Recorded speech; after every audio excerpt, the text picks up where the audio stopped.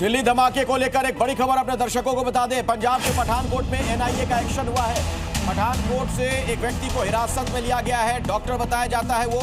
सूत्रों के हवाले से बड़ी जानकारी। अनंतनाग का रहने वाला है ये शख्स, पेशे से डॉक्टर, जो पकड़ा गया है।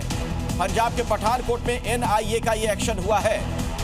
तो आप देख रहे हैं किस तरीके से एक के बाद एक कई डॉक्टरों पर शिकंजा कसता हुआ। अनंतनाग का रहने वाला डॉक्टर, इसे भी पकड़ा गया है। दिल्ली धमाके को लेकर एक बड़ा अपडेट है ये। टीवी स्क्रीन पर चल रही ये तस्वीरें श्रीनगर के नौगाम थाने में हुए ब्लास्ट की है, जहां धमाका इतना तेज था कि पुलिस स्टेशन और आसपास की इमारतों की खिड़कियां टूटकर चकनाचूर हो गई।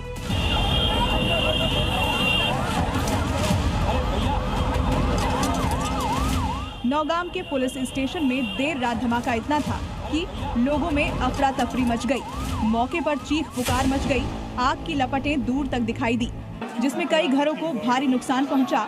वहीं घटना की सूचना मिलने के बाद मौके पर पहुंची फायर ब्रिगेड की टीम ने कड़ी मशक्कत से काबू पाया।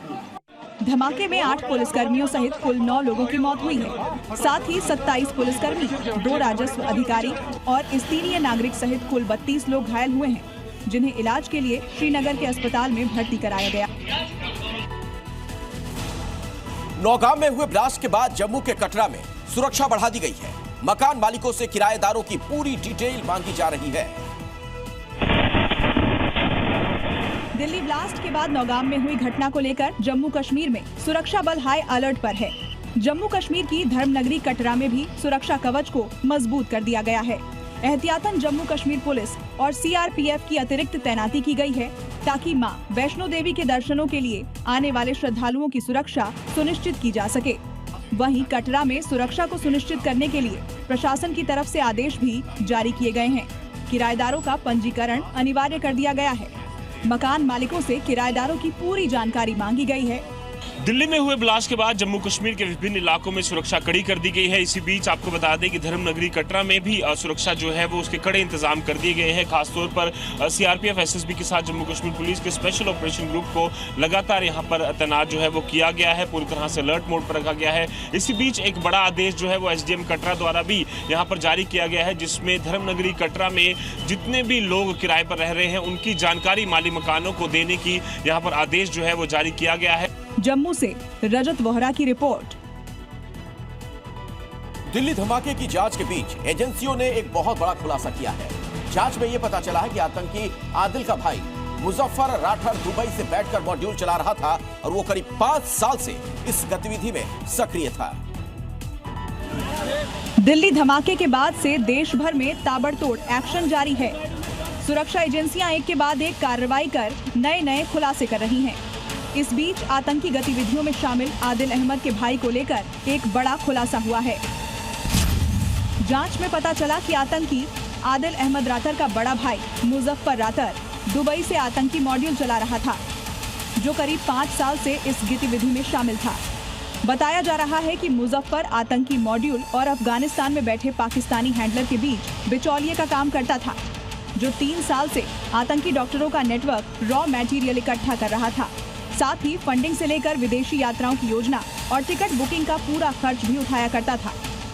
वहीं अब इस पूरे मामले में आतंकी मुजफ्फर राठर को लेकर जांच एजेंसियां पूरी तरह से अलर्ट मोड में हैं और उसकी गिरफ्तारी की तैयारी में जुटी हुई हैं। दिल्ली धमाके को लेकर जैसे जैसे अब जांच आगे बढ़ रही है, एक खुलासे अब सामने आ रहे हैं। इस बीच सहारनपुर के 2 यूट्यूबर भी जांच एजेंसियों की रडार पर हैं, जो आदिल की शादी में शामिल हुए थे। दिल्ली में 10 नवंबर को हुए लाल किले के पास धमाके को लेकर देश भर में सुरक्षा एजेंसियां अलर्ट पर हैं। जगह जगह पर छापेमारी कर संदिग्धों की तलाश की जा रही है। दिल्ली, हरियाणा, जम्मू कश्मीर और यूपी के कई जिलों में कार्रवाई की जा रही है। इस बीच जांच एजेंसियों के रडार पर सहारनपुर के 2 यूट्यूबर हैं, जिनकी तलाश में पुलिस प्रशासन की टीम जुटी और जांच एजेंसियां जुटी हुई है।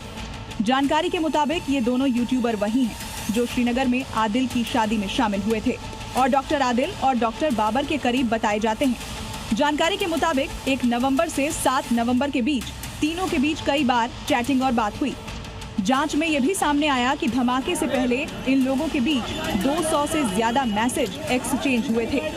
वहीं अब धमाके के बाद से दोनों यूट्यूबर फरार चल रहे हैं, जिनकी तलाश में पुलिस और जांच एजेंसियां जुटी हुई हैं। साथ ही उन लोगों पर भी नजर रखी जा रही है जो इन लोगों के संपर्क में थे। There has been a lot of debate. What is the true meaning of Dhamma or Dharma? आत्मा और परमात्मा के बीच सनातन सेवा का संबंध कायम रहेगा, इसी को कहते हैं सनातन धर्म। Whenever you believe in something, your belief system, that works and then the nature helps. Things may change in my life, but this relation will never change and no power can hinder. Why God fear? क्या हम fear की वजह से परमात्मा से प्यार करें कि नहीं तो वो दंड दे देगा हमको?